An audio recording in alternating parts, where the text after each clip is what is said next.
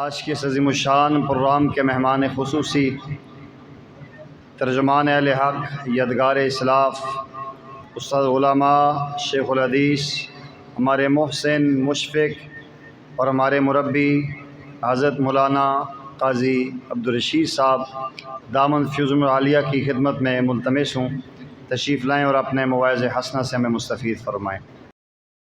اللهم صل على محمد وعلى آل محمد كما صليت على إبراهيم وعلى آل إبراهيم إنك حميد مجيد اللهم بارك على محمد وعلى آل محمد كما باركت على إبراهيم وعلى آل إبراهيم إنك حميد مجيد۔ سارے حضرات محبت اور شوق سے درود شریف پڑھ رہے ہیں۔ جن حضرات نے درود شریف پڑھا ہے، درود شریف کو مانتے وہ دور بیٹھے ہوئے ہیں ٹیک لگا کر، وہ بھی آگے تشریف لیں۔ نوجوان حضرات ٹیک نہ لگائیں ورنہ ان کی جوانی مشکوک ہو جائے گی کہ پتہ نہیں جوان بھی ہیں یا نہیں۔ بوڑھے حضرات بے شک ٹیک لگائے رکھیں، اور نزدیک ہو کر بیٹھنا یہ اللہ کی رحمت کو زیادہ کھینچتا ہے۔ آواز تو وہاں بھی پہنچ جائے گی لیکن نزدیک ہو کر بیٹھنا یہ طلب اور عدد کی علامت ہے۔ جزاکم اللہ۔ پھر درود شریف پڑھیں۔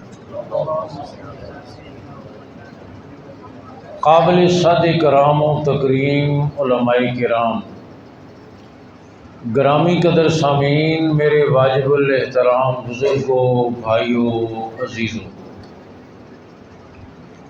میں شکر گزار ہوں میزبان محترم استاذ الحفاظ، استاذ القراء حضرت مولانا ہارون صاحب دامت برکاتہ کا کہ انہوں نے آج کے اس مبارک پروگرام میں مجھے شریک کیا۔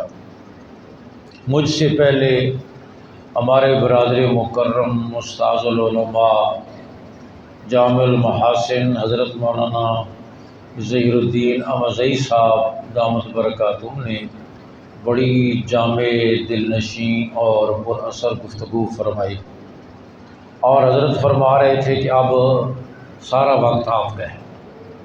وہ دو بھائی تھے، ایک بڑا اور چھوٹا، دونوں کا ایک مکان کے بارے میں جھگڑا تھا۔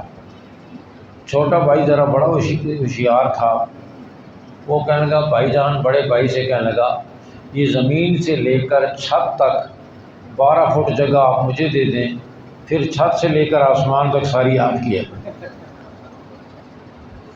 تو انہوں نے بھی فرمایا اب صبح تک سارا وقت آپ کا ہے۔ تو اللہ ہمارا مل بیٹھنا اپنی بارگاہ میں قبول فرمائے۔ آج آپ کے اس ادارے نے آپ کو مختصر مدت میں الحمدللہ قرآن مجید کے 15 حافظ تیار کر کے دیے ہیں۔ میں نے آپ کو اتنی بڑی خبر سنائی، نہ آپ نے سبحان اللہ کہا، نہ الحمدللہ کہا، اس طرح آئے بیٹھے ہو جسے جنازے سے آئے ہونا۔ ہاں کہو الحمدللہ۔ پڑھایا انہوں نے ہے، پڑھا انہوں نے ہے، مشقت ان بچوں نے اٹھائی ہے، فارغ والدین نے کیا ہے۔ آپ اتنی بڑی خبر سن کر الحمدللہ بھی نہیں کہہ سکتے؟ اونچی آواز سے کہو الحمدللہ۔ آپ نے غور فرمایا کہ یہ 2 سال کرونا کے سال رہے، اس دوران فیکٹریاں بند رہیں، ملیں بند رہیں، کارخانے بند رہے، دفتر جزوی یا کلی طور پر بند رہے، سکول بند رہے، کالج بند رہے، یونیورسٹی بند رہی، مدرسہ کل بھی کھلا تھا، آج بھی کھلا ہے اور قیامت تک کھلا رہے گا انشاءاللہ۔ آپ کہیں گے جب سب کچھ بند رہا تو پھر مدرسہ کیوں کھلا رہا؟ میں عرض کرتا ہوں، آپ نے دیکھا ہوگا حکومت نے اعلان کیا لاک ڈاؤن کے دوران جان بچانے والی ادویات کی دکانیں کھلی رہے گی، تھا یا نہیں تھا؟ انسانی غذا اور خوراک فراہم کرنے والے سٹور اور مراکز کھلے رہیں گے، تھا یا نہیں تھا؟ بولو۔ انہوں نے اعلان کیا جان بچانے والی ادویات کی دکانیں کھلی رہیں گی، رب نے فیصلہ کیا ایمان بچانے والے ادارے بھی کھلے رہیں گے۔ انہوں نے فیصلہ کیا انسانی جسمانی دنیوی ضروریات فراہم کرنے والے مراکز کھلے رہیں گے، رب نے فیصلہ کیا کہ ایمانی، روحانی اور اخروی ضروریات پوری کرنے والے مدارس بھی کھلے رہیں گے۔ چنانچہ مدرسہ کھلا رہا۔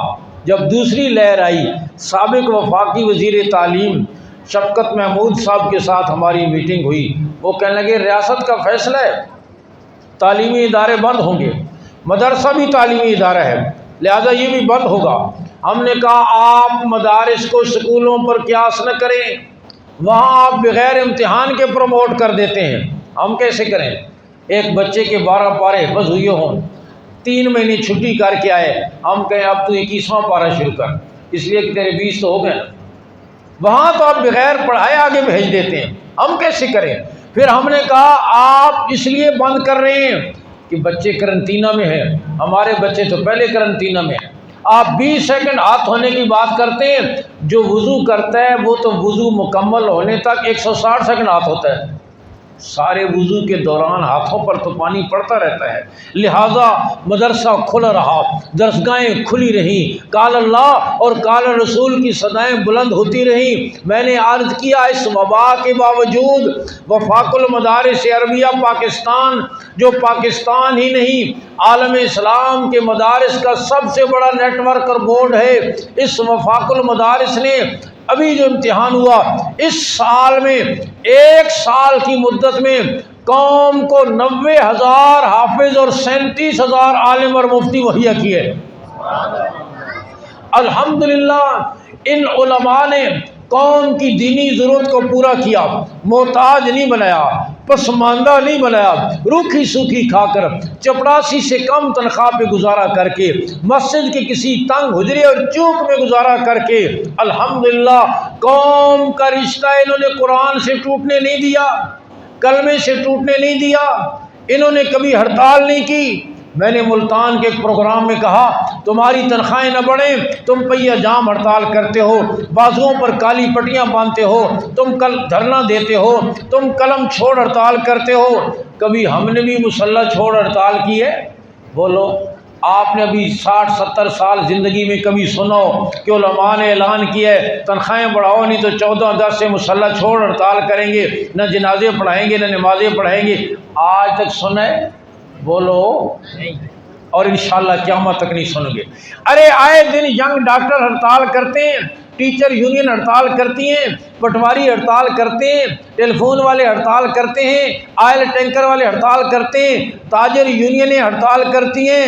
آج تک الحمدللہ علماء نے درسگاہ کو تالا نہیں لگایا، مسجد کے میناروں سے اذان کہنا نہیں چھوڑی، انہوں نے کبھی بچوں کو قاعدہ پارہ ہاتھ میں دے کر گھروں کو واپس نہیں کیا کہ تم پیسے اور فیس لاؤ گے پھر تمہیں ہم پڑھائیں گے۔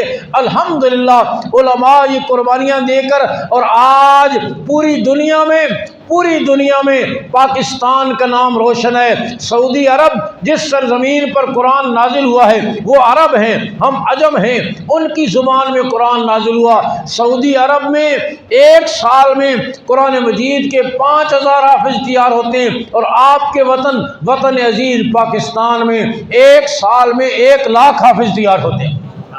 کہو الحمدللہ، اور اونچی آواز سے کہو الحمدللہ۔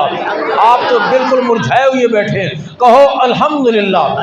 میں عرض کر رہا ہوں یہ برکت ہے ان مدارس کی، یہ برکت ہے ان بوریا نشینوں کی، اور یہ بھی میں عرض کرتا چلا جاؤں یہ برکت ہے آپ کی دعاؤں کی، یہ برکت ہے آپ کے تعاون کی جو آپ مدارس کے ساتھ تعاون کرتے ہیں۔ اس اجر و ثواب میں علماء کے ساتھ آپ بھی شریک ہیں، پاکستان کا مسلمان شریک ہے۔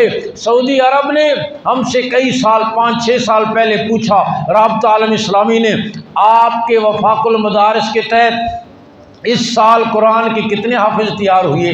ہم نے کہا جن طلباء کا امتحان کے لیے داخلہ ہے، وفاق ہر طالب علم کا امتحان نہیں لیتا، حفظ کے بعد جو دہرائی بھی مکمل کر لے اس کا امتحان لیتے ہیں، تو جن کا داخلہ ہے ان کی تعداد یہ 6 سال پہلے کی بات ہے 63,655 ہے۔ کتنی؟ بولو ایک گلا بھی یاد رکھے کرو. آپ نے آلو ٹماٹر بڑی یاد رکھ دو, اپنی دکان کی چیزیں, دفتر کی چیزیں, زمین کی چیزیں, یہ بھی یاد رکھو. دکان اپنی ہے, دفتر اپنا ہے, زمین اپنی ہے, دین بھی اپنے نہ. بولو کتنا داخلہ آیا؟ 63,600.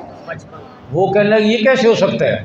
آپ عجم ہو, ہم عرب ہیں, ہمارے ہاں 5,000 حافظ تیار ہوتے ہیں, آپ کے ہاں 63,000 کہاں سے آ گئے؟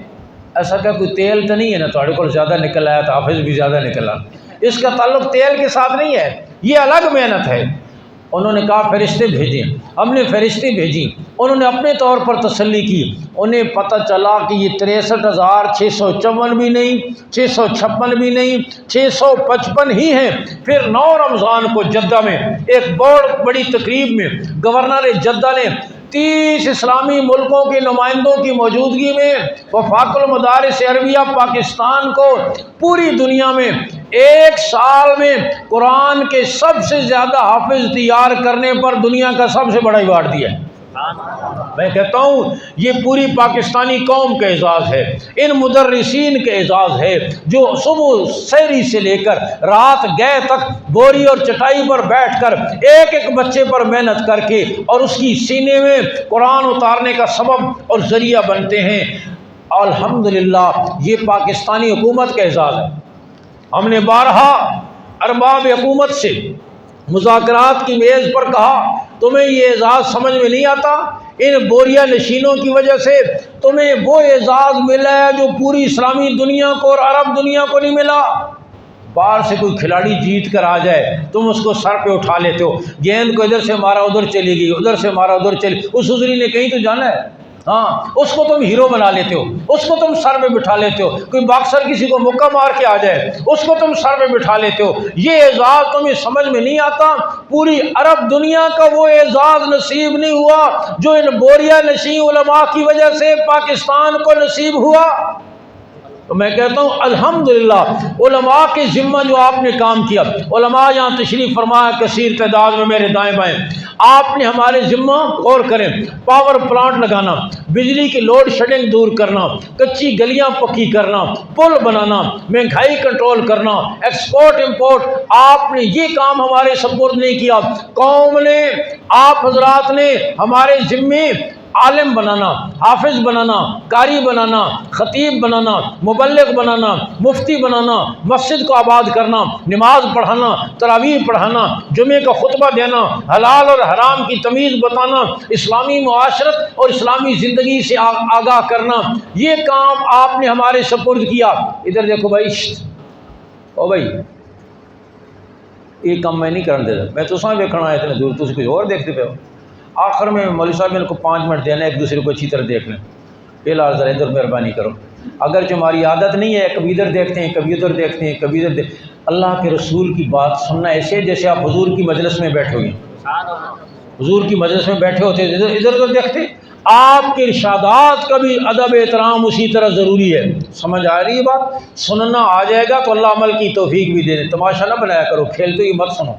میں عرض کر رہا ہوں کہ ہم نے ان سے یہ کہا ہمارے ذمے یہ کام نہیں تھے جو کام میں عرض کر رہا ہوں آپ نے ہمارے سپرد کیے. سچ بتاؤ قوم کی یہ دینی ضرورت علماء پوری کر رہے ہیں یا نہیں کر رہے؟ بولو. ہمارے کام میں کوئی لوڈ شیڈنگ؟ بولو. میں پورے پاکستان میں جہاں جاتا ہوں چیلنج کر کے کہتا ہوں, مجمع میں سے کوئی آدمی کھڑا ہو کر کہے مسجد بنائی ہے, امام نہیں مل رہا, جمعہ شروع کرنا چاہتا ہوں, خطیب نہیں ملتا, مسئلہ پوچھنا چاہتا ہوں, عالم نہیں مل رہا, فتویٰ لینا چاہتا ہوں, مفتی نہیں ملتا, قرآن سننا چاہتا ہوں, قاری نہیں مل رہا, کوئی ایک نہیں کہہ سکتا. نہ صرف یہ کہ ضرورت علماء پوری کر رہے ہیں, ہمارے بچے عصری تعلیم کے لیے دنیا کے ملکوں میں جاتے ہیں, دنیا بھر سے بچے علم نبوت کے لیے پاکستان کا رخ کرتے ہیں. کہو الحمدللہ. آپ کی محلے میں, آپ کی آبادی میں یہ مدرسہ قائم ہے. حضرت مولانا ظہیر الدین احمد صاحب دامت برکاتوں کا چند قدم پر, حضرت مولانا یوسف صاحب کا, ہمارے قاری عبدالرشید کوثر صاحب کا, دیگر ہمارے دائیں بائیں سارے مدارس موجود ہیں. دوستو یہ مدارس قوم پر بوجھ نہیں, آج کہا جاتا ہے ہمیں ڈاکٹر ضرورت ہیں، ہمیں انجینئر ضرورت ہیں، ہمیں سائنسدان ضرورت ہیں۔ بے شک ہمیں ڈاکٹر ضرورت ہیں۔ دل کی بند رگیں کون کھولے گا؟ میں تو نہیں کھول سکتا، نہ مولانا ظہیر الدین صاحب کھول سکتے ہیں، نہ مولانا عاشق صاحب کھول سکتے ہیں۔ یہ گولیاں تو دیتے رہتے ہیں، دل کی رگیں تو نہیں کھول سکتے نا۔ ہاں میں عرض کر رہا ہوں بلند و بالا عمارتیں کون تعمیر کرے گا؟ انجینئر ہی کرے گا۔ مسلمان ڈاکٹر، مسلمان انجینئر کی ضرورت سے انکار کرنے والا کوئی دیوانہ ہی ہوگا۔ وہ ہمارا سرمایہ ہے، ہماری آنکھوں کی ٹھنڈک ہے، ان کی ضرورت سے انکار نہیں۔ لیکن میں عرض کر رہا ہوں ڈاکٹر بیمار آدمی کی ضرورت ہے یا صحت مند آدمی کی؟ بولو، بیمار کی۔ صحت مند آدمی کو ڈاکٹر سے کوئی غرض؟ اور ہمارے کتنے خوش قسمت ایسے زندگی بھر ان کو ڈاکٹر کی ضرورت نہیں ہوتی۔ انجینئر کی ضرورت اسے ہوگی جو نقشے کے مطابق مکان بنائے گا۔ اور پاکستان کے 75% دیہاتوں کی آبادی یہ سارے میرے خیال میں انجینئروں نے بنائے ہیں۔ بولو، وہ خود ہی انجینئر ہوتے ہیں۔ ادھر کھڑکی رکھو، ادھر روشندان رکھو، منہ ادھر کرو، چھت اتنا اونچا کرو، مکان بن گیا۔ وکیل کی ضرورت اسے ہوگی جو مقدمے میں ٹانگ اڑائے گا۔ جس نے مقدمہ بازی نہیں کرنی اس کو وکیل کی ضرورت نہیں۔ معلوم ہوا ڈاکٹر کسی کی ضرورت ہے، کسی کی نہیں۔ انجینئر کسی کی ضرورت ہے، کسی کی نہیں۔ وکیل کسی کی ضرورت ہے، کسی کی نہیں۔ لیکن دینی رہنمائی اور ایک عالم دین پیدائش سے لے کر موت تک، شہری اور دیہاتی کی، بوڑھے اور جوان کی، مرد اور عورت کی، امیر اور غریب کی، تندرست اور بیمار کی، مالک اور مزدور کی، امت مسلمہ بلکہ انسانیت کے بچے کی ضرورت ہے یا نہیں؟ سکول میں ایک ٹیچر نے بچوں سے پوچھا، بیٹا ڈاکٹر ہماری ضرورت ہے یا نہیں؟ سب نے کہا جی ضرورت۔ انجینئر ہماری ضرورت ہے یا نہیں؟ کہا جی ضرورت ہے۔ وکیل ہماری ضرورت ہے یا نہیں؟ کیا ضرورت ہے؟ اور کہا مولوی، اور پھر خود بھی خاموش ہو گیا، بچے بھی خاموش ہو گئے۔ مولوی ضرورت ہے یا نہیں؟ بچے خاموش ہو گئے۔ کہا بچوں گھر سے اپنے والدین سے پوچھ کر آنا اور کل مجھے بتانا۔ تو ایک بچے نے اپنے والد سے پوچھا تو اس نے ایک جملے میں بڑا مختصر اور جامع جواب دیا۔ بچے نے پوچھا ابا جی ٹیچر نے پوچھا ہے کہ مولوی ہماری ضرورت ہے یا نہیں؟ اس نے کہا بیٹا جو مسلمان ہے اس کی ضرورت ہے، جو مسلمان نہیں ہے اس کی ضرورت نہیں۔ جو اپنے آپ کو مسلمان سمجھتا ہے، جو اپنے آپ کو مسلمان کہتا ہے، تو مسلم معاشرے کی پیدائش سے لے کر موت تک ہر ایک کی ضرورت ہے، پوری انسانیت کی ضرورت ہے۔ اور میں نے عرض کیا الحمدللہ یہ مدارس قوم کی دینی ضرورت کو پورا کر رہے ہیں، بوجھ نہیں۔ عصر حاضر کے مفکر اسلام مولانا ابوالحسن علی ندوی رحمہ اللہ کا وہ جملہ آب زر سے لکھنے کے قابل، انہوں نے فرمایا مسلمانوں کی بقا، غور سے سننا میری بات، ادھر ادھر نہ دیکھو، مسلمانوں کی بقا اسلام کی وجہ سے ہے اور اسلام کی بقا دینی مدارس کی وجہ سے۔ آپ کہیں یہ جملہ میرے ساتھ کہیں اور دل کی تختی پر آپ لکھیں، مسلمانوں کی بقا، بولو شرماؤ نہیں، مسلمانوں کی بقا اسلام کی وجہ سے ہے اور اسلام کی بقا دینی مدارس کی وجہ سے۔ پھر کہیں مسلمانوں کی بقا اسلام کی وجہ سے اور اسلام کی بقا، پھر کہیں مسلمانوں کی بقا اسلام کی وجہ سے اور اسلام کی بقا دینی مدارس رہیں گے تو اسلام رہے گا، اسلام رہے گا تو مسلمان رہیں گے۔ یہی مضمون حدیث مبارکہ میں بھی ہے۔ رحمت دو عالم صلی اللہ علیہ وسلم نے فرمایا لا تقوم الساعۃ حتی یقال اللہ اللہ، جب تک روئے زمین پر ایک آدمی بھی اللہ اللہ کرنے والا رہے گا ساری کائنات چلتی رہے گی۔ سورج طلوع ہوگا، غروب ہوگا، چاند چمکے گا، ستارے چمکیں گے، موسم بدلیں گے، ہوائیں چلیں گی، دریا چلیں گے، چشمے پھوٹیں گے، پھول کھلیں گے، پھل پکیں گے، ساری کائنات کا نظام چلتا رہے گا جب تک ایک آدمی بھی اللہ اللہ کرنے والا ہوگا۔ جس دن وہ بھی نہ رہے گا رب ذوالجلال فرمائیں گے جن کے لیے بنائی گئی تھی وہی نہیں رہے، اب اس کارخانے کو لپیٹ دیا جائے تو اللہ اللہ کرنے والے رہیں گے تو ساری کائنات رہے۔ اور دوسرے لفظوں میں میں کہتا ہوں مدارس ہوں گے تو اللہ اللہ کرنے والے ہوں گے۔ اس وقت بھی پاکستان کے مدارس میں وفاق المدارس کے تحت چلنے والے مدارس میں 25 لاکھ طلبہ اور طالبات قرآن علم نبوت کو حاصل کر رہے ہیں، ان میں سے 10 لاکھ طلبہ اور طالبات قرآن مجید یاد کر رہے ہیں۔ کتنے؟ اور صبح سے شام تک قرآن یاد کرنے والا ایک بچہ چھٹی کا وقت نکال کر 10 گھنٹے روزانہ پڑھتا ہے، اور ایک آیت، ایک رکوع، ایک پارہ بار بار دہراتا ہے۔ ایک حافظ 20 منٹ میں ایک پارہ پڑھ لیتا ہے، 1 گھنٹے میں 3 پارے پڑھ لیتا ہے، 10 گھنٹے میں 30 پارے پڑھ لیتے ہیں۔ گویا اوسطاً ہر قرآن پڑھنے والا بچہ روزانہ قرآن مجید کا ایک ختم کرتا ہے، اور 10 لاکھ بچے روزانہ قرآن مجید کے 10 لاکھ ختم کر رہے ہیں۔ پاکستان کی سرزمین پر مسلمان ملتان ایک مدرسے کے مہتمم کہنے لگے، میں نے اپنے حفظ کے اساتذہ سے کہا صبح سے شام تک ہمارے ہاں جو بچے پڑھتے ہیں مجھے حساب لگا کے بتاؤ شام تک کتنے قرآن کے ختم ہو جاتے ہیں۔ انہوں نے شام کو حساب لگا کے بتایا کہ روزانہ قرآن مجید کے 250 ختم ہو جاتے ہیں۔ شہر کے ایک مدرسے میں اگر 250 ختم ہوں، پورے شہر میں کتنے ختم ہوں گے، تحصیل میں کتنے ہوں گے، ضلع میں کتنے ہوں گے، ڈویژن میں کتنے ہوں گے، صوبے میں کتنے ہوں گے، ملک کے اندر کتنے ہوں گے۔ مساجد کو چھوڑ کر میں صرف مدارس کی بات کر رہا ہوں کہ مدارس کے اندر کم از کم روزانہ قرآن مجید کے 10 لاکھ ختم ہو رہے ہیں۔ تو بتاؤ اللہ کی یاد ہو رہی ہے یا نہیں ہو رہی؟ جو دورہ حدیث کرنے والے طلبہ اور طالبات ہیں، اور اس سال بھی 37,000 یہ حدیث پڑھتے ہوئے، ہر حدیث پڑھتے ہوئے یہ کہتے ہیں قال رسول اللہ صلی اللہ علیہ وسلم، ہر حدیث مبارکہ پر درود شریف پڑھتے ہیں، اور روزانہ ہزاروں نہیں، لاکھوں نہیں، کروڑوں اربوں مرتبہ امام الانبیاء صلی اللہ علیہ وسلم پر درود بھیجتے ہیں۔ ہر درود پر کم از کم 10 رحمتیں نازل ہوتی ہیں۔ تو بتاؤ یہ مدارس رحمتوں اور برکتوں کو کھینچنے کے لیے مقناطیس ہیں یا نہیں؟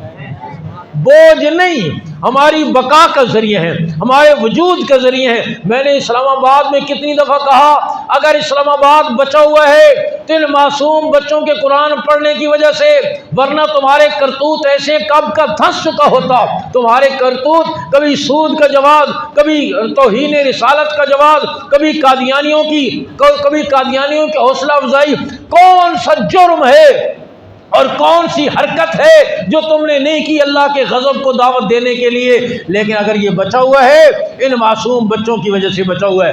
اس لیے پہلی بات یہ آپ نیت کرو کہ دین اسلام کا یہ قلعے، ہمارے وجود اور بقا کا یہ ذریعہ دینی مدارس، ہم انشاءاللہ ان کو اور مضبوط کریں گے انشاءاللہ۔ آج دنیا کا کفر ایڑی چوٹی کا زور لگا کر مسلمان کا تعلق مسجد سے، مدرسے سے، داڑھی سے، پگڑی سے، برقعے سے، پردے سے توڑنا چاہتا ہے۔ آپ نیت کرو ہم یہ تعلق اور مضبوط کریں گے انشاءاللہ۔ اور پھر دوسری بات یہ، اپنے بچوں کا تعلق بھی قرآن مجید کے ساتھ جوڑیں، اپنی بچیوں کا تعلق بھی قرآن مجید کے ساتھ جوڑیں، اپنا تعلق بھی قرآن مجید کے ساتھ جوڑیں۔ الحمدللہ آج صدیاں بیت جانے کے بعد بھی قرآن مجید محفوظ، تورات، زبور، انجیل کی اصلی زبان بھی کوئی نہیں جانتا۔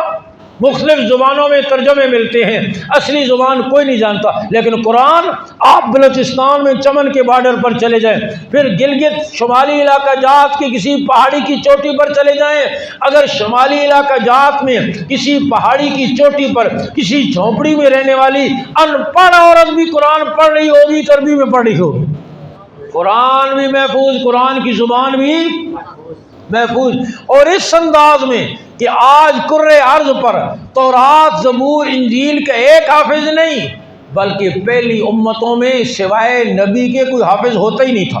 انجیل عیسیٰ علیہ السلام پر نازل ہوئی، عیسیٰ علیہ السلام انجیل کے حافظ ہیں، امت حافظ نہیں۔ تورات موسیٰ علیہ السلام پر نازل ہوئی، موسیٰ علیہ السلام حافظ ہیں، امت حافظ نہیں۔ زبور داؤد علیہ السلام پر نازل ہوئی، داؤد علیہ السلام حافظ ہیں، امت حافظ نہیں۔ لیکن یہاں امام الانبیاء صلی اللہ علیہ وسلم پر قرآن نازل ہوتا، آپ صلی اللہ علیہ وسلم جبریل علیہ السلام کے ساتھ جلدی جلدی دہراتے، کوئی آیت رہ نہ جائے، کوئی مضمون رہ نہ جائے۔ رب ذوالجلال نے کیا فرمایا؟ فرمایا لا تحرک به لسانک لتعجل به اِنَّ عَلَيْنَا جَمْعَهُ وَقُرْآنَهُ فَإِذَا قَرَأْنَاهُ فَاتَّبِعْ قُرْآنَهُ ثُمَّ إِنَّ عَلَيْنَا بَيَانَهُ۔ میرے محبوب صلی اللہ علیہ وسلم آپ اپنی زبان مبارک کو جلدی جلدی حرکت نہ دیجیے اس خیال سے کہ کوئی آیت رہ نہ جائے، کوئی مضمون رہ نہ جائے۔ آپ کے مبارک سینے میں اور پھر آپ کی امت کے کروڑوں سینوں میں قرآن محفوظ کرنا یہ ہمارے ذمہ ہے۔ چنانچہ آج دیکھیں اس انداز میں روزانہ ہمارا تو یہ کام ہے، ایسے ایسے منظر سامنے آتے ہیں۔ میں مری لورا کے علاقے میں گیا، ایک گاؤں گورینی پہاڑ کی چوٹی پر، گاڑی بھی نہیں جاتی، چیئر لفٹ سے گئے، ایک پہاڑ کی چوٹی پر مدرسہ، 9 بچوں کا حفظ قرآن مکمل ہوا تھا، ان میں ایک بچہ نابینا تھا۔ نابینے بھی بہت دیکھے، آپ نے بھی بہت دیکھے ہوں گے، ایسا نابینا نہیں دیکھا اس کے چہرے پر سرے سے آنکھوں کا نشان ہی نہیں۔ یہ جگہ ایسے پلین جیسے ماتھا پلین، 14-15 سال اس کی عمر، میں اسے کھڑا دیکھتا رہا۔ یا اللہ تیری عجیب قدرت ہے، تو نے آسمان کو بغیر ستون کے کھڑا کیا ہے، زمین کا فرش پانی پہ بچھایا ہے، رات کے اندھیروں کے بعد دن کے اجالوں کو لے آتا ہے۔ تیرے لیے کوئی مشکل نہیں، جس کے چہرے پر آنکھوں کا نشان ہی نہیں اس کے سینے میں بھی تو نے قرآن محفوظ کر دیا۔ کیسے راستہ روکو گے اس قرآن کا؟ میں نے عرض کیا اللہ نے حفاظت کی ذمہ داری لی ہے۔ چنانچہ آج 6.5 سال کی عمر کے بچے اور بچیوں سے لے کر 14-15 سال تک کی عمر کے بچے اور بچیاں اپنی پسلیوں میں اس قرآن کو محفوظ کر دیتے۔ فیصل مسجد کے امام صاحب چند دن پہلے میرے پاس آئے، کہنے لگے ہمارے ہاں ایک حفظ کے بچوں اور بچیوں کا مقابلہ ہوا، سعودی سفیر بھی تھے، ممتحنین بھی تھے۔ ایک 6.5 سال کی بچی، کتنی؟ 6.5 سال کی بچی دونوں پاؤں کرسی پر رکھ کر بیٹھ گئی اور ممتحنین سے کہنے لگی اگر میں غلط سناؤں میرے نمبر کاٹیں، اگر میں ٹھیک سناؤں مجھے 100 کی بجائے 101 نمبر دیں۔ ممتحن کہنے لگے میں تو اختیار ہی 100 نمبروں کا ہے، 101 کہاں دے؟ سعودی سفیر کہنے لگے نہیں، سعودیہ میں ایسے ہوتا ہے، ممتحن 1 نمبر اعزازی دے سکتا ہے۔ بچی سے 4 جگہ سے سنا، ٹھیک سنایا، 5ویں سوال میں بچی نے زبر کی جگہ زیر پڑھا، ممتحن نے ٹوکا، بچی نے غصے سے ممتحن کو دیکھا، پھر اسی طرح پڑھا، پھر ممتحن نے ٹوکا، بچی نے غصے سے دیکھا، پھر اسی طرح پڑھا۔ ممتحن نے کہا تو نے غلط پڑھا، اس نے کہا میں نے ٹھیک پڑھا، ان کا اصرار کہ تو نے غلط پڑھا، اس کا انکار کہ میں نے ٹھیک پڑھا۔ سعودی سفیر کہنے لگے قرآن مجید کھول کر دیکھو، قرآن مجید کھول کر دیکھا تو واقعتاً بچی نے غلط پڑھا تھا، پھر بھی بچی کے اصرار کہ میں نے ٹھیک پڑھا۔ سعودی سفیر کہنے لگے دوسرے کمرے میں اس کے استاد کو بلا کر سنو۔ دوسرے کمرے میں استاد کو بلایا گیا، انہیں بتایا نہیں گیا، لیکن اس جگہ سے استاد سے سنا گیا تو استاد نے بھی زبر کی جگہ زیر پڑھا۔ سعودی سفیر کہنے لگے یہ بچی کی غلطی نہیں ہے، یہ استاد کی غلطی ہے۔ پھر قاری صاحب کہنے لگے وہ 6.5 سال کی بچی سارا سنا کر کہنے لگی قاری صاحب اب میں اگلی آیتیں پڑھوں یا پچھلی آیتیں پڑھوں؟ قاری صاحب کہنے لگے میں نے کہا پچھلی آیتیں تو میں بھی نہیں پڑھ سکتا، پیچھے پڑھنا آسان نہیں۔ آپ سب کو سورہ فاتحہ یاد ہے نا، صراط الذین انعمت علیہم پڑھو ذرا پیچھے۔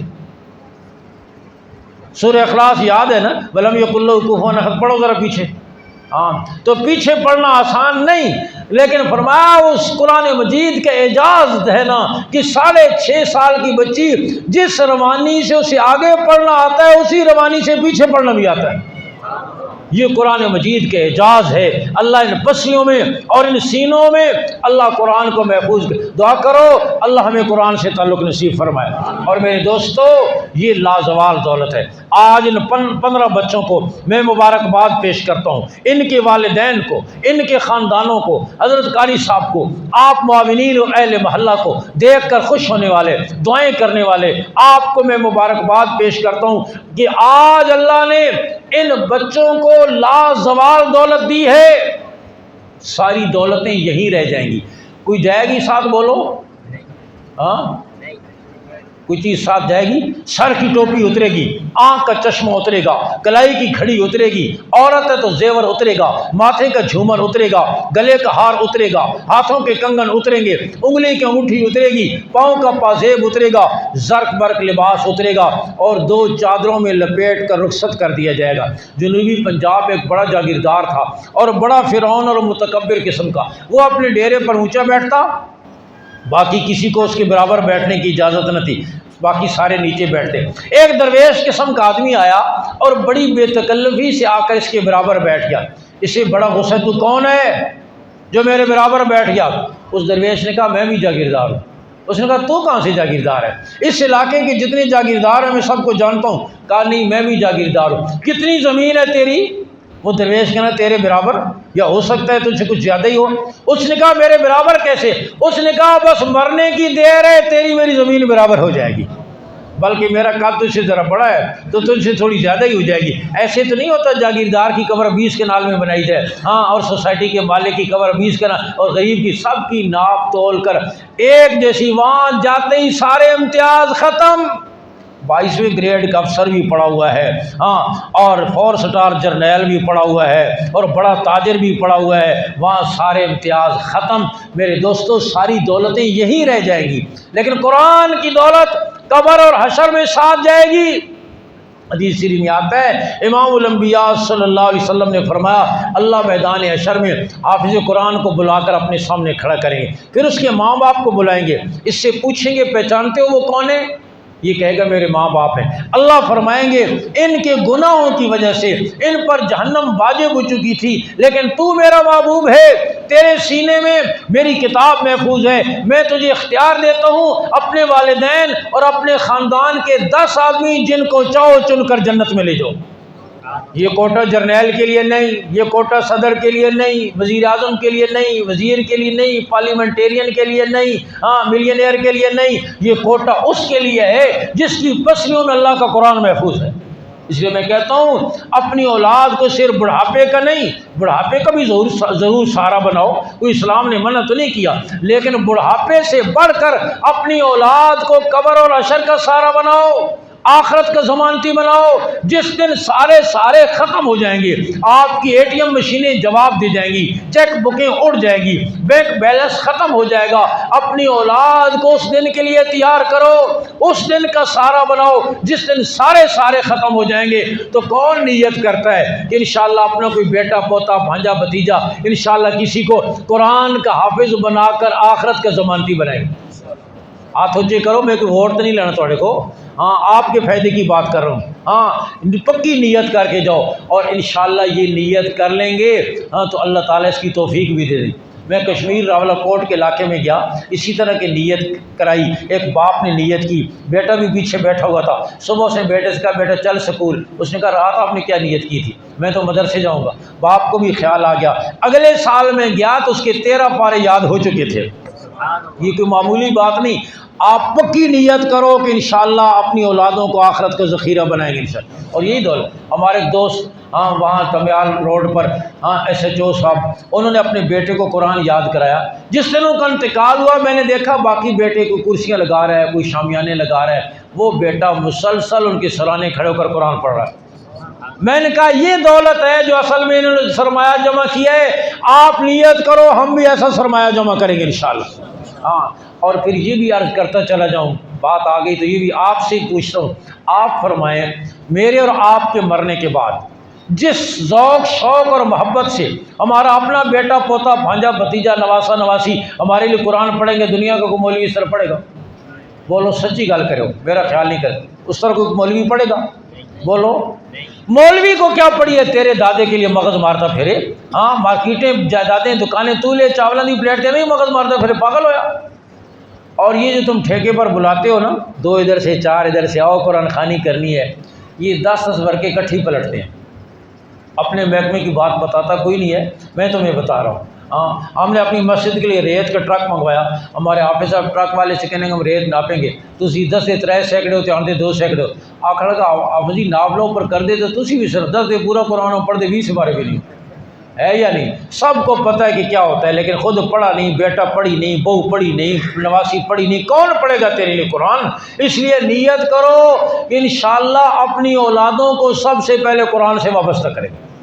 بے شک ڈاکٹر بناؤ، انجینئر بناؤ، اچھا سائنسدان بناؤ، اچھا تاجر بناؤ، کوئی منع تو نہیں ہے۔ اسلام نے یہ نہیں کہا کہ ملنگ بن کر جنگل میں چلے جاؤ، دنیا کے سارے کام چھوڑنا، نہ، کسب الحلال فریضۃ بعد الفرائض کہا ہے، لیکن کہنے کا مقصد یہ ہے ہمارا سارا اوڑھنا بچھونا ہی آج دنیا بن گئی ہے، دین تو ایک طرف رہ گیا، گریڈ، پیسہ، کوٹھی، بنگلہ، ہاں، دین تو بالکل ایک طرف رہ گیا۔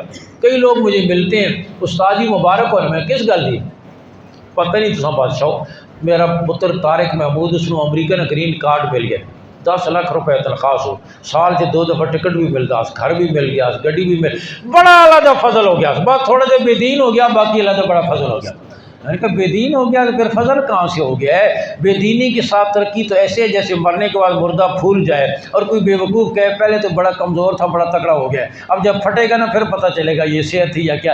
یاد رکھیں بے دینی کے ساتھ تو نیت کرو اپنی اولادوں کو سب سے پہلے قرآن سے وابستہ کریں، اور اگر نہیں کریں گے تو یہ بھی عرض کرتا چلا جاؤں، میں پچھلے سال جنوری میں برطانیہ میں تھا، وہاں ایک شیفیلڈ شہر میں ایک راجہ صاحب کا انتقال ہو گیا، اصلاً پاکستانی تھے، زندگی وہاں گزاری، پنڈی کے ہوں گے یا کشمیر کے ہوں گے، راجے ادھر ہی پائے جاتے ہیں۔ راجہ صاحب خود بھی مسلمان، بیٹے بھی دونوں مسلمان۔ باپ کے مرنے کے بعد بڑا بیٹا کہنے لگا ہم باپ کی میت کو جلائیں گے جیسے ہندو جلاتے ہیں، اور کہا میں نے نیٹ پر ریسرچ کی ہے، یہ طریقہ سستا بھی ہے آسان بھی ہے۔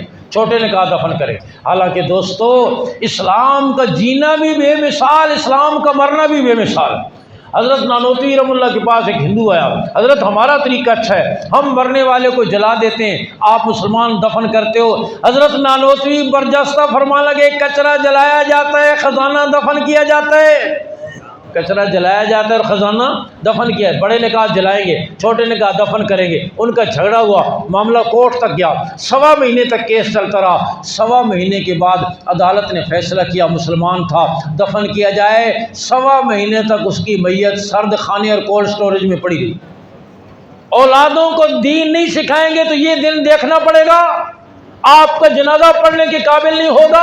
ایک پی ایچ ڈی ڈاکٹر نوجوان کے والد کا انتقال ہوا، کچھ عرصہ پہلے جنازہ تیار ہوا، میت رکھی ہوئی ہے، مولوی صاحب جنازہ پڑھانے لگے، وہ نوجوان تھاڑے مار مار کر رونے لگا۔ مولوی صاحب نے کہا صبر کرو، سب نے دنیا سے جانا ہے، تمہارے والد بھی چلے گئے۔ اس نے کہا مولوی صاحب والد کو نہیں رو رہا، اس پر رو رہا ہوں کہ میں پی ایچ ڈی ڈاکٹر ہوں، مجھے جنازہ کی نماز نہیں آتی۔ پی ایچ ڈی ڈاکٹر ہوں، مجھے جنازہ کی نماز، اور وہ تو بچپن میں سیکھنی تھی، پی ایچ ڈی کرنے سے جنازہ تو نہیں آتا۔ ہمارے ایک وزیر داخلہ صاحب سے مذاکرات ہوئے، ہاں انہوں نے کہا کہ تلاوت کون کرے گا؟ آپ نے کہا آپ بھی کر لیں، اب تو سورہ اخلاص یاد ہوگی۔ وہ کہنے لگے مولوی صاحب نہیں ایسی بات نہیں ہے، میں نے گھر میں تفسیر رکھی ہوئی ہے، تفسیر کا مطالعہ کرتا ہوں۔ ہم نے کہا تفسیر کا مطالعہ کرنے سے سورہ اخلاص نہیں یاد ہوتی، دعائے قنوت نہیں یاد ہوتا، جنازے کی دعائیں نہیں یاد ہوتی، یہ قاری صاحب کی مار کھانی پڑتی ہے۔ وہ وقت بچپن اس طرح گزر جاتا ہے، پھر کہاں سے وہ سیکھے گا؟ اس لیے اس کی فکر کرو، اس کی فکر کرو، اپنی اولادوں کو سب سے پہلے قرآن سے وابستہ کرو، اور اگر یہ کرو گے تو پھر گھر جنت کا نمونہ بن جائے گا، اور اولاد بھی دنیا سے جائے گی تو خوشی کے ساتھ جائے گی۔ شیخ الحدیث میں 2-3 باتیں عرض کر کے ختم کرتا ہوں۔ ادھر تھک تو نہیں گئے ہو نا؟ شاباش، بڑی مہربانی، بول تو میں رہا ہوں پھر آپ بیٹھے بیٹھے تھک گئے ہو۔ شیخ الحدیث مولانا زکریا رحمۃ اللہ فرماتے ہیں میری بیٹی جو مولانا یوسف رحمۃ اللہ کی اہلیہ تھیں ٹی بی کی مریض ہو گئی، اس وقت ٹی بی لا علاج بیماری ہوئی، سالہ سال بستر حالات پہ رہیں، صابر اور شاکر رہیں، اعمال کی پابند رہیں، کبھی زبان پہ شکوہ اور شکایت نہیں آیا۔ فرمایا میں اللہ کی کس کس نعمت کا شکر ادا کروں، میری یہی بیٹی مغرب کی نماز پڑھ رہی تھی، سجدے میں گئی کہ روح پرواز کر گئی۔ دعا کرو اللہ کرے ہمیں بھی ایسی موت آ جائے۔ آمین اچھی کو ہونی آنی تو سنگے مبارک مجلس سے کسی ہونی نہ آ جائے، آئے گی اپنے وقت پر۔ ایک بزرگ کہنے لگے مسجد نبی میں بیٹھا تھا، ایک نوجوان دوڑتا حضرت دعا کریں اللہ مدینے کی موت دے دے۔ میں نے کبھی کر دوں؟ کہا نہیں ابھی نہیں کرنا، ابھی تو میں نے شادی کرنی ہے، بعد میں جا کر کے۔ ہاں دعا کرو اللہ مدینے کی بھی سچی محبت نصیب فرمائے۔ حج کے موقع پر مدینہ منورہ میں تھے، ایک ساتھی نے عشاء کے بعد کھانے کی دعوت کی، میں ایک ساتھی کو لے کر گیا، کھانے کے بعد کہنے لگا آپ کی رہائش دور نہیں، گاڑی کی ضرورت نہیں، ادھر گلیوں میں چلے جائیں پہنچ جائیں گے۔ اللہ کی شان ہم گلیوں میں داخل ہو گئے، پھرتے رہے، پون گھنٹہ ہو گیا، ہاں ہمیں راستے ہی نہ ملے۔ وہ میرا ساتھی پریشان ہو گیا، کہنے پون گھنٹہ ہو گیا راستے ہی ملے، پھر بھی ہو گیا پاکستان تو بڑھیا ناتا پڑتا سے مدینے جاؤں، راستہ بھول جاؤں، کبھی واپس نہ ہوں، ہاں صرف پونا گھنٹہ ہی ہو گیا، اتنا پریشان ہو گیا۔ ایک دن حاجی کی سیٹ واپسی کی لیٹ ہو جائے نا، مدینہ رہ کے اس کا حال دیکھا کرو کیا ہوتا ہے۔ خالی خلی نعرے نہیں، دعا کرو اللہ مدینے کی سچی محبت نصیب فرمائے، او آمین، مدینے والے کی محبت نصیب فرمائے۔ اللہ کرے سجدے میں موت آ جائے، نماز پڑھتے ہوئے موت آ جائے، تلاوت کرتے ہوئے موت آ جائے، طواف کرتے ہوئے موت آ جائے، مدینے میں موت آ جائے، کہیں کتے لڑاتے ہوئے، تاش کھیلتے ہوئے، بٹیرے لڑاتے ہوئے، نشے کی حالت میں، بری موت اور برے خاتمے سے اللہ ہمیں اس کی ہمیشہ دعا مانگا کرو، صدقہ بھی کیا کرو، اللہ ایمان پر خاتمہ نصیب کر دے۔ ہمارے وہاں قائد اعظم کالونی میں ایک نائی تھا، دیگیں شگیں پکاتا تھا، اور بیچارہ ایسی غفلت کی زندگی، پھر اللہ نے اس کو بدلا، نمازی بن گیا، انتقال سے 2-4 مہینے پہلے نماز کا پابند ہو گیا۔ پتہ نہیں اللہ کو اس کی کون سی ادا پسند آ گئی، ظہر کی نماز کی سنتیں پڑھ کر اور فرضوں کے انتظار میں صف میں بیٹھا ہوا تھا، ہاتھ میں تصویر تھی اور تصویر پڑھ رہا تھا، وہی بیٹھے بیٹھے انتقال ہو گیا۔ مرنے کے بعد اس کے ہاتھ سے تصویر نکالی گئی۔ دعا کرو اللہ ایسی موت دے دے۔ شیخ فرماتے ہیں بیٹی سجدے میں گئی، روح پرواز کرے۔ اس کے بعد اس عظیم باپ نے، اور شیخ الحدیث مولانا زکریا کوئی معمولی آدمی نہیں، اس دور کے غزالی، رازی، شبلی، جنید بغدادی ہیں، قطب الاقطاب ہیں، اس عظیم باپ نے اپنی عظیم بیٹی کے بارے میں جملہ لکھا اور عجیب لکھا، فرمایا میں نے اپنی اس بیٹی کو اس دن بھی دیکھا جس دن یہ دلہن بن کر عروسی لباس پہن کر زیورات میں سج کر میرے گھر سے رخصت ہوئی، اور پھر اس دن بھی دیکھا جس دن اسے کفن کی سفید چادریں پہنائی گئی۔ فرمایا واللہ دلہن بن کر اتنی خوبصورت نہیں لگ رہی تھی جتنی کفن کی چادروں میں خوبصورت لگ رہی تھی، واللہ دلہن بن کر اتنی خوبصورت نہیں لگ رہی تھی جتنی کفن کی چادروں میں خوبصورت لگ رہی تھی۔ میرے بھائیوں بزرگوں غور کرو نا، مرنے کے بعد جو ماتھے کا جھومر اتر گیا، کانوں کی بالیاں اتر گئیں، گلے کا ہار اتر گیا، ہاتھوں کے کنگن اتر گئے، انگلی کی انگوٹھی اتر گئی، پاؤں کا پازیب اتر گیا، زر پر لباس اتر گیا، اور بدن پہ کفن کی چادریں آ گئیں۔ پھر حسن کس چیز کا تھا؟ ایمان کا تھا نا، تقوی کا تھا، نماز کا تھا، تلاوت کا تھا، صبر کا تھا، شکر کا تھا، ان اعمال کا حسن سمٹ کر چہرے پر آ گیا۔ دعا کرو اللہ اپنی اولادوں کو یہ دولتیں دینے کی توفیق دے، گھر کا ماحول اللہ قرآن کا ماحول بنا دے، انشاءاللہ گھر جنت کے نمونے بن جائیں گے۔ اور آخری بات عرض کروں، حضرات صحابہ کرام جہاں قرآن نے روکا رک گئے، جہاں چلایا چل پڑے، جہاں اٹھایا اٹھ گئے، جہاں بٹھایا بیٹھ گئے۔ دعا کرو اللہ ہمیں بھی قرآن کی سچی خبروں پر یقین بھی نصیب فرمائے، عمل بھی نصیب فرمائے۔ کئی سال پہلے کی بات ہے، خبر آئی کہ مرغیوں کو زکام ہو گیا، برڈ فلو ہو گیا، پوری قوم نے مرغی کھانا چھوڑ دی، پولٹری کی صنعت تباہ ہو کے رہ گئی۔ میں کہتا ہوں اگر اخبار کی خبر پر مرغی کھانا چھوڑ دیتے ہو، قرآن کی خبر پہ سود کھانا کیوں نہیں چھوڑتے؟ قرآن کی خبر پہ رشوت کا مال کھانا کیوں نہیں چھوڑتے؟ قرآن کی خبر پہ وراثت میں بہنوں کا حق مارنا کیوں نہیں چھوڑتے؟ بڑے بڑے حاجی، بڑے بڑے تبلیغی، بڑے بڑے تہجد گزار، ماتھے پر سجدے کا نشان پڑا ہوا ہے، ہر سال اعتکاف جا کر مسجد نبی میں کرتے ہیں، اور بہن کا حق نہیں دیتے وراثت میں۔ وہ جی بہنوں کو معاف کر دیتے جی، میں کہے سی پھر بہنوں کا نہیں بھائی جان، میں اس کو پتہ ہے کہ ساری زندگی منہ نہیں لگائے گا۔ ہمیشہ بہن ہی کیوں معاف کرتی ہے؟ کوئی بھائی شیر کا بچہ نہیں پیدا ہوا جو کہ بہن میں اپنا حق بھی تجھے دیتا ہوں، میں تو مرد ہوں کما لوں گا۔ ہمیشہ بہن ہی کیوں معاف کرتی ہے؟ مال کے معاملے میں تسبیح پڑھنی آسان ہے، رات کو تہجد پڑھنا آسان ہے، لیکن حرام سے بچنا مشکل ہے۔ نیت کرو کہ انشاءاللہ اپنے حلال روزی کا اہتمام کریں گے، حرام کے قریب نہیں جائیں گے انشاءاللہ۔ پیٹ میں حلال کی روزی آئے گی تو برکتیں ہی برکتیں، اور حرام کے ساتھ کبھی برکت۔ میں اس کی مثال دیتا ہوں، آج کل یہ جو ڈاکٹر ہے نا، کئی تو بڑے فرشتے سیرت بھی ہوتے ہیں ماشاءاللہ، سارے لوگ ایک جیسے نہیں ہوتے، لیکن اکثر و بیشتر ہی کسائی ہے، کسائی۔ اور پتہ ہے 20 روپے کی پیراسیٹامول کی گولی کی ضرورت ہے، 2000 کی دوا لکھیں گے، اپنی لیبارٹری ساتھ رکھی ہوئی ہے، 3000 کا ٹیسٹ لکھیں گے، اور 20 روپے کی بجائے ڈاکٹر صاحب نے مریض سے کتنے لے لیے؟ 5000۔ اب ڈاکٹر صاحب خوش ہیں، شام کو واپس جا رہے ہیں، راستے میں گاڑی خراب ہو گئی، سامنے سے مکینک کو بلایا، اس نے بینٹ اوپر کیا، ادھر دیکھا، ادھر ہاتھ مارا، یہ خراب ہے، یہ خراب ہے، یہ ڈلے گا، یہ ڈلے گا، اور اس نے ڈاکٹر صاحب نے مریض کو ٹیکہ لگایا تھا 5000 کا، اس مکینک نے ڈاکٹر صاحب کو ڈرپ لگائی 50,000 کی۔ کتنے کی؟ 50,000 کی۔ اب وہ مکینک اپنی جگہ پر خوش ہے کہ اچھا مرغا ہاتھ میں ہے، شام کو گھر واپس جا رہا، راستے میں پولیس والوں کے ہاتھے چڑھ گیا، او اب تو تجھے کتنے دنوں سے ڈھونڈ رہے ہیں، فلاں مقدمے میں فلاں، چل آگے لگو۔ اب وہ تھانے لے کر گئے اس کو، اور مکینک نے جان چھڑائی 1,00,000 روپے دے کر۔ کتنا؟ 1,00,000۔ لیے کتنے تھے 50,000 اور دیے کتنے؟ 1,00,000۔ اب پولیس والا اپنی جگہ پر خوش ہے کہ تھیڑی اچھی لگ گئی ہے۔ شام کو واپس گھر پہنچا تو بیوی کے ہاتھ موڑے ہوئے ہیں، منہ سے چھاگ نکل رہی ہے، آنکھیں پھٹے ہوئے ہیں، اس پر کوئی جن یا دیو آ گیا ہے، فلاں بابے کے پاس جانا پڑے گا۔ بابے کے پاس گیا، بابے نے کہا کہ 5 بکرے لگیں گے، یہ لگے گا وہ لگے گا، اور بابے نے اس کو نسخہ دیا 2,00,000 روپے کا۔ کتنا؟ 2,00,000۔ ڈاکٹر نے لیے تھے کتنے؟ 5,000، دیے کتنے؟ 50,000۔ مکینک نے لیے تھے کتنے؟ 50,000، دیے کتنے؟ 1,00,000۔ پولیس نے لیے تھے 1,00,000، دیے کتنے؟ 2,00,000۔ آگے بابے کے ساتھ کیا ہوگا وہ بھی اسی طرح ہی ہوگا، سمجھ آ رہی بات؟ لیکن یاد رکھیں حرام اپنے ساتھ مصیبتوں کو لے کر آتا ہے، پریشانیوں کو لے کر آتا ہے، بے چینیوں کو لے کر آتا ہے۔ یاد رکھیں اور یہ نیت کریں کہ انشاءاللہ حلال کا اہتمام کریں گے، حرام کے قریب نہیں پڑیں گے۔ تو میں عرض کر رہا ہوں صحابہ نے جہاں روکا رک گئے، قرآن نے روکا رک گئے، چلایا چل پڑے۔ آخری بات کہہ رہا ہوں، حضرات صحابہ کرام کو جیسے ابھی فرما رہے تھے حضرت مولانا، پھٹے پرانے کپڑوں میں، اونٹ کی اوجریوں کا پانی پینے والے، پاؤں میں درختوں کے پتے باندھنے والے، کھجور کی گٹھلیاں چوسنے والے، اون کا لباس پہننے والے، چوپڑوں میں رہنے والے، اللہ نے انہیں ایسی عزت دی کیسر اور کسریٰ کے دربار میں۔ آج تو پوری دنیا میں مسلمان وسائل کے باوجود ذلیل ہو رہا ہے۔ ہاں بے شک وردیاں ہیں، بے شک چمکتے ہوئے تمغے ہیں، بے شک بلند و بالا عمارتیں ہیں، لیکن مچھر کی پر جتنی اور پیشاب کی جھاگ جتنی حیثیت نہیں ہے۔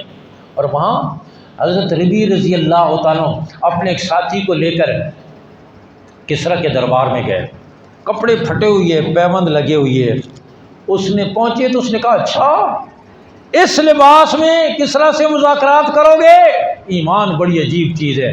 وہ کہنے لگے ہاں ہاں اسی لباس میں مذاکرات کریں گے اگر کرنے، ورنہ ہماری تو مذاکرات تمہاری ضرورت ہے، ہماری ضرورت نہیں، تمہارا اور ہمارا فیصلہ درمیان میں تلوار کرے گی، ہم جا رہے ہیں، نہیں کرتے مذاکرات۔ اچھا ٹھیک ہے ٹھیک ہے ٹھیک ہے، اسی میں ٹھیک۔ پھر صحابہ بھی عجیب تھے، ان کی نظر ان کی تلوار پر پڑی تو تلوار کہیں ایک جگہ اس میں تھوڑی سی خراش تھی، پرانے کپڑے کے چیتھڑے کے ساتھ لیر کے ساتھ اس کو باندھا ہوا ہے۔ کہنے لگا اچھا اس تلوار کے ساتھ کسریٰ کو فتح کرو گے؟ کیا پیارا جواب۔ انہوں نے فرمایا کافر تو نے تلوار دیکھی ہے، تلوار چلانے والے ہاتھ نہیں دیکھے۔ یہ تلواریں کچھ ہاتھوں میں چلا کرتی ہیں، اور وہ ہاتھ نہ ہو تو پھر سب کچھ بیکار ہوتا ہے۔ کسی گھر میں چور گھس آیا نا تو گھر والے کے پاس پستول تھا، پستول اس نے چادر کے نیچے چھپا لیا اور چور کے ساتھ پھرتا رہا۔ چور نے بڑے اطمینان سے پورے گھر کا سامان اکٹھا کیا اور گٹھڑی باندھ کر اطمینان اور تسلی کے ساتھ گھر سے نکل گیا۔ تو یہ بیوی سے کہنے لگا کہ شکر کر گھر تو خالی ہو گیا، پستول سڑا بچ گیا۔ ہاں آج تو یہ حال ہے، یہ کچھ ہاتھوں میں چلا کر۔ اس نے کہا چلو ہاتھ بھی دکھا دو۔ کہا لاؤ اپنے محل کا سب سے مضبوط پہلوان، مضبوط ڈھال لے کر میرے سامنے کھڑا ہو، میں تمہیں پھر ہاتھ دکھاتا ہوں۔ مضبوط پہلوان آیا، مضبوط ڈھال لے کر کھڑا ہوا۔ صحابی رات کے جاگنے کی وجہ سے جن کی آنکھیں چندھا گئی تھیں، فاقوں کی وجہ سے چہرہ زرد، پیٹ کمر سے لگا ہوا، کپڑوں میں پیوند لگے ہوئے، صحابی اٹھے، ایک وار کیا اس ڈھال کے 2 ٹکڑے ہو گئے۔ میں دیکھا ہے ہاتھ، یہ تلواریں ہاتھوں میں چلا کرتی ہیں۔ میں نے عرض کیا قرآن سے جڑے، اللہ نے ساری دنیا پہ غلبہ دیا، اور ساری دنیا وجہ کیا تھی؟ قرآن نے روکا رک گئے، جہاں چلایا چل پڑے۔ صحابہ کا فاروقی دور ہے، لشکر جا رہا ہے، عیسائیوں کے علاقے سے گزرنا ہے۔ انہوں نے ایک سازش کے تحت بناؤ سنگھار کر کے عیسائی نوجوان لڑکیاں مکانوں کی چھتوں پر کھڑی کر، مسلمانوں کا لشکر گزرے گا، یہ ناچیں گی گائیں گی، زرق برق لباسوں سے، نازک اداؤں سے انہیں اپنی طرف متوجہ کرنے کی کوشش۔ ایک آنکھ بھی اٹھ گئی، نظر ناپاک ہو گئی، اللہ کی مدد ہٹ جائے گی۔ یہ منصوبہ بنایا۔ لشکر کے امیر نے لکھا فاروق اعظم کو، یہ سازش تیار ہے، کیا کروں؟ کتنے آسان حل ہوتے تھے جب تعلق قرآن کے ساتھ تھا۔ فاروق اعظم نے فرمایا کوئی بات نہیں، لشکر کو بٹھا کر قرآن کی ایک آیت سنا دو۔ لشکر کو بٹھا کر امیر لشکر نے قرآن کی ایک آیت سنائی۔ کون سی؟ فرمایا قل للمؤمنین یغضوا من ابصارهم ویحفظوا فروجهم، میرے محبوب صلی اللہ علیہ وسلم ایمان والوں سے فرما دیجیے اپنی نگاہوں کو پس رکھیں۔ ایمان والے کی نگاہ چوکوں میں، چوراہوں میں، بازاروں میں، مارکیٹوں میں، موبائلوں میں آوارہ نہیں ہونی چاہیے۔ ان نگاہوں نے کل قیامت کے دن اللہ کا دیدار کرنا ہے، اور وہی نگاہ دیدار کرے گی جو پاک ہوگی۔ ناپاک نگاہوں میں تو پگھلا ہوا شیشہ بھر دیا جائے گا۔ ایمان والوں سے فرما دیجئے اپنی نگاہوں کو پس رکھیں، اپنی عزتوں کی حفاظت کریں۔ یہ فرما کر لشکر کو چلا دیا۔ لشکر چل رہا ہے، عیسائی لڑکیاں مکانوں کی چھتوں پر ناچ رہی ہیں، گا رہی ہیں، زرق برق لباسوں سے، نازک اداؤں سے انہیں اپنی طرف متوجہ کرنے کی کوشش کی۔ ایڑی چوٹی کا زور لگا، ایک آنکھ بھی اوپر نہیں اٹھی، ایسی بریک لگ گئی۔ ہاں، گھروں سے نکلے ہوئی ہے وہ اداؤں سے۔ آج تو ذرا سا لال دوپٹہ دیکھا نہیں ہے، گھوڑے کی طرح ہی ہوئی نہیں۔ ہاں، سارا لشکر گزر گیا۔ جب آخری آدمی بھی گزر گیا، وہ عیسائی لڑکیاں مکانوں کی چھتوں سے پروانوں کی طرح چھلانگیں لگا کے نیچے اترنے لگیں۔ ارے تم کون سی مخلوق ہو، کس مٹی کے بنے ہوئے ہو؟ ہم تو تمہیں اپنا نہ بنا سکیں، کلمہ پڑھا کے تم ہی اپنا بنا لو۔ کبھی اس انداز میں قرآن سے تعلق، دعا کرو اللہ ہمیں قرآن سے تعلق نصیب فرمائے، ہمارے گھروں کے ماحول کو قرآن کا ماحول بنا دے، قرآن کو اپنا مقتدا بنانے کی توفیق دے، اپنی اولادوں کو سکھانے کی توفیق دے، قرآن والی زندگی کو اللہ اپنانے کی توفیق دے۔ آج بھی رب وہی ہے، وعدے بھی وہی ہیں، قرآن بھی وہی ہے، ہم بدل گئے۔ فضائے بدر پیدا کر کہ فرشتے تیری نصرت کو گردوں سے قطار اندر قطار اتر سکتے ہیں۔ اب بھی جو آج بھی ہو، ابراہیم کا سا ایمان پیدا آگ کر سکتی ہے، انداز گلستان پیدا۔ اللہ ہم سب کو عمل کی توفیق دے۔ وآخر الدعوانا ان الحمد للہ رب العالمین۔